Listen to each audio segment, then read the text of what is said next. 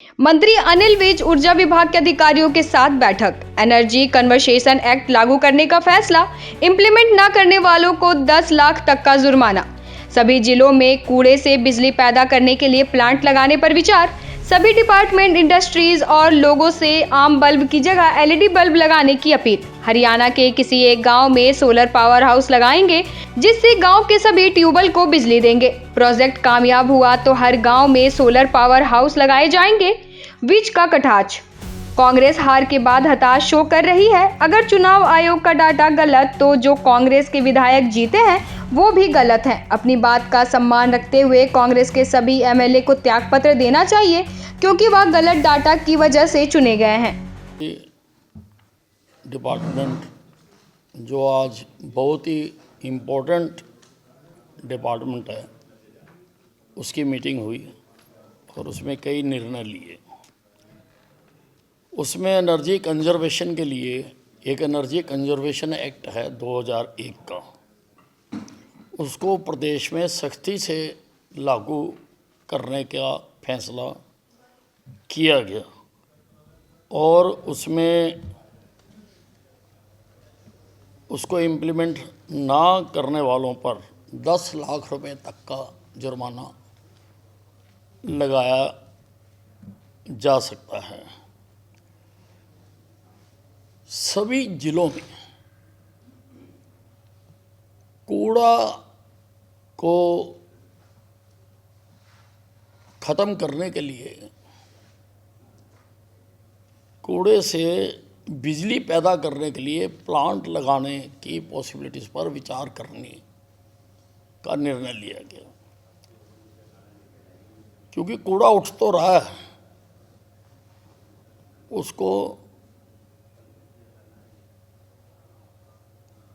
उसका किस प्रकार से उसको ख़त्म किया जाए वो नहीं हो पा रहा। और इसलिए अगर ये हम करें तो इससे बिजली भी बन सकती है। एक हरियाणा में लगा हुआ है, उससे 8 मेगावाट बिजली पैदा की जा रही है।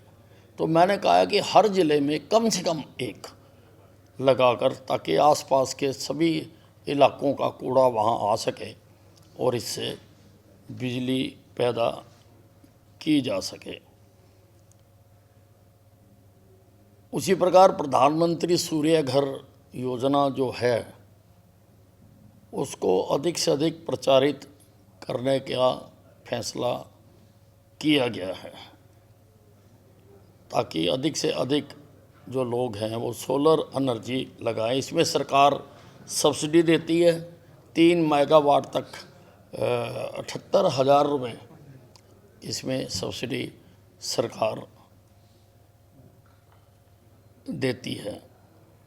और सभी डिपार्टमेंट्स को, इंडस्ट्रीज़ को और लोगों को ये प्रार्थना की गई है कि वो जो आम बल्ब हैं उनकी जगह पर केवल एलईडी बल्ब ही लगाएं, सब जगह पर। चाहे स्ट्रीट लाइट है, कमेटियां भी, सब हम लिख के भी भेज रहे हैं कमेटियों को कि केवल एलईडी ही लगाई जाए। उसी प्रकार से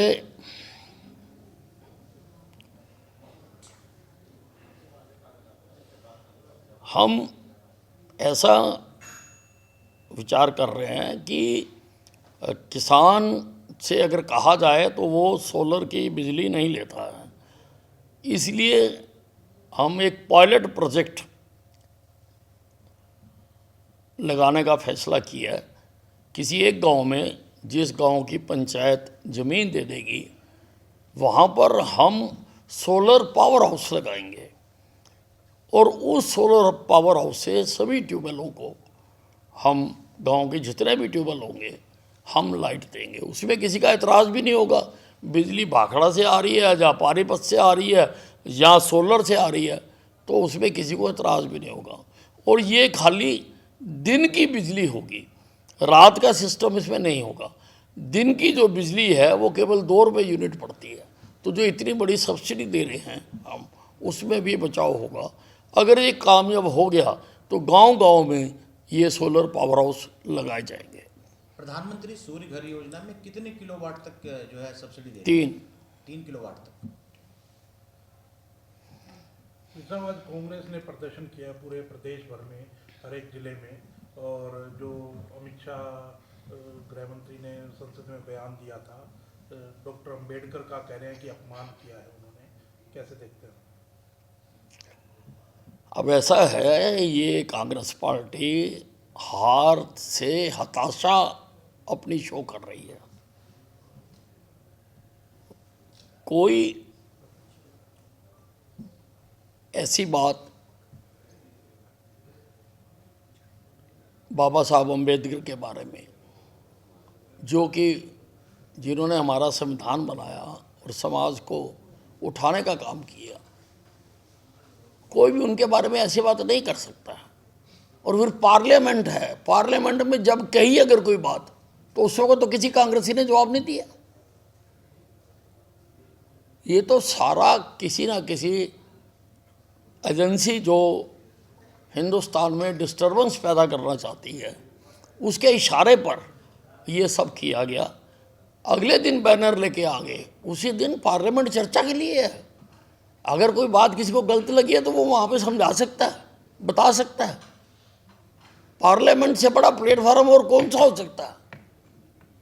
और वहाँ ना करके ये लोगों में डिस्टर्बेंस पैदा करने के लिए ये सारा काम किया जाता है। सर, कांग्रेस ने अभी हाल ही में अपनी फाइनेंस कमेटी की बैठक करी और बैठक के बाद आरोप लगाया कि कहीं न कहीं जो इलेक्शन कमीशन है उसके डाटा की वजह से ये सारा खेल खराब हुआ। वो अभी भी अपनी गलती नहीं मानते, वो मानते चुनाव आयोग के जो आंकड़े थे उसकी वजह से वो लोग हारे। आप कैसे देखते हैं इसको? नहीं, मैं कई बार कह चुका हूँ कि अगर चुनाव आयोग का डाटा गलत था तो हरियाणा में जितने आपके एमएलए जीते हैं फिर तो वो भी गलत जीते हैं। और